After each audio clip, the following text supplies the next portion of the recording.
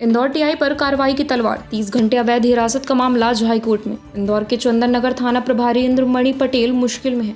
नाबालिग से दुष्कर्म केस के आरोपी व्यवसायी संजय दुबे को ना पकड़ पाने पर पुलिस ने उसके बेटे राजा दुबे को 30 घंटे तक हथकड़ी लगाकर थाने में बिठाए रखा, जबकि उसका मामले से कोई संबंध नहीं था।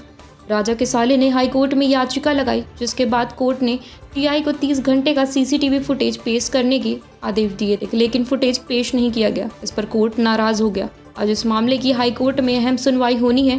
पुलिस कमिश्नर संतोष सिंह ने कहा है कि कोर्ट के निर्देश के अनुसार कार्रवाई की जाएगी। मामला जो है वो आज इस पॉइंट पर था कि पुलिस कमिश्नर इंदौर को जो माननीय उच्च न्यायालय की जो डिवीज़न बेंच है, उन्होंने जो आदेश दिनांक 4/12/25 को किया था, उसमें ये लिखा हुआ था कि उन्हें विभागीय जांच संस्थित करनी है और इन पर आपराधिक मुकदमा दर्ज करना है। तो आज जो है वो कंप्लाइंस रिपोर्ट के लिए लगा हुआ था।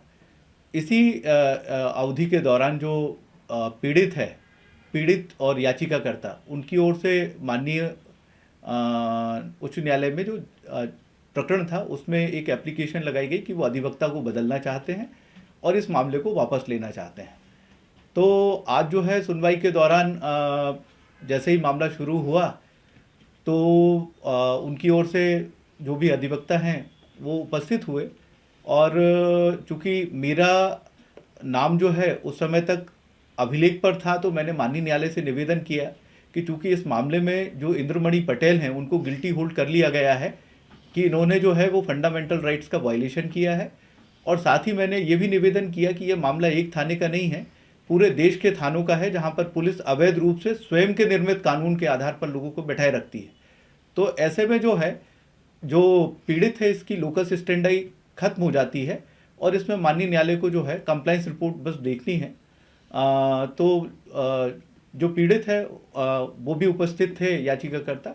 उससे माननीय न्यायालय ने पूछा कि आप जो है इस मामले में बिना किसी भय या दबाव के जो है इस मामले को वापस लेना चाहते हैं, तो उन्होंने कहा हम पर कोई दबाव नहीं है। दोबारा भी माननीय न्यायालय ने ये पूछा कि आप पर कोई दबाव तो नहीं है, तो उन्होंने कहा नहीं, मुझ पर कोई दबाव नहीं है।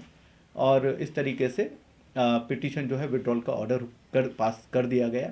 लेकिन मूल रूप से इस मामले में जो विचारण योग्य प्रश्न ये है कि क्या जो मानव के जो अधिकार हैं उनका उल्लंघन करने के बाद इतनी सहज सरल प्रक्रिया से कोई व्यक्ति जो है बाहर हो जाए, और दूसरा कि पुलिस जो है किस तरीके से हमारे समाज में ट्रीट करती है लोगों को और किस तरीके से जो दबाव की प्रक्रिया होती है, इन सब के बाद भी यदि जो है इस तरीके से मानव अधिकारों का जिनके आधार पर पूरा जिन्हें संविधान में पूरी तरीके से सुरक्षित किया गया है, उनके उल्लंघन को इतना सरल ढंग से डील किया जाएगा, तो मुझे लगता है कि पुलिस की जो बर्बरता है वो और बढ़ती जाएगी। क्या ये केस पूरी तरीके से खत्म हो चुका है?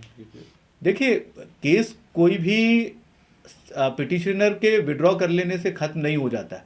ऐसा माननीय उच्चतम न्यायालय के जो है जजमेंट्स, उनमें स्पष्ट रूप से बताया गया है कि इन मामलों में जो है जो वायलेशन जिसने किया है, कोई भी व्यक्ति हो, और जब पुलिस किसी चीज़ का वायलेशन करती है तो उच्चतम न्यायालय जो है इन मामलों को बहुत गंभीरता से लेता है और दंडित भी करता है।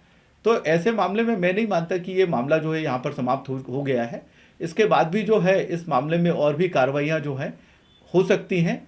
हो सकता है कि इस मामले में जो है वो फर्दर सुमोटो PIL भी हो जाए, या इस मामले में जो है उच्चतम न्यायालय में भी इस मामले को जो है ले जाया जाकर और ये PIL के फॉर्म में जो है लिया जा सकता है। और जो भी उसमें पुलिस का पक्ष रखा जाना है वो पुलिस का पक्ष रखा जाएगा और उसके दृष्टिगत जो माननीय न्यायालय के आदेश आएंगे उनको ध्यान में रखते हुए कार्रवाई की जाएगी। नहीं, जैसा मैंने कहा कि पुलिस ने अपना पक्ष रखा है, जो अधिकारियों के द्वारा अपना पक्ष रखा जाना है उन्होंने अपना पक्ष माननीय न्यायालय के समक्ष रख रहे हैं और उसके पश्चात उसके दृष्टिगत माननीय न्यायालय द्वारा जो भी आदेश दिया जाएगा उसको दृष्टिगत रखते हुए पुलिस द्वारा कार्रवाई की जाएगी। Bureau report, Jansansar news, Indore.